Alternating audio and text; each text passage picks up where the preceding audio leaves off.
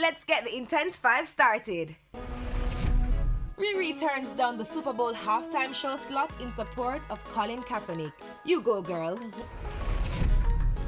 Was YouTube hacked for real? You know, there was worldwide panic for those few hours it was down, right? I know.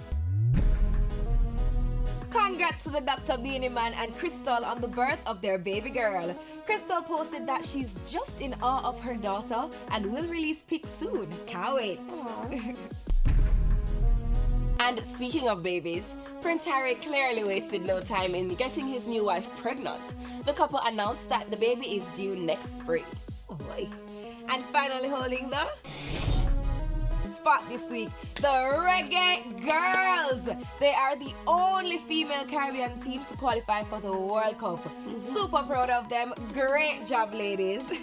That's it for the Intense 5. Leave us a message on Facebook and follow us on Instagram at TVJ Intense. Up next, dance class and a hot video. Intense soon forward.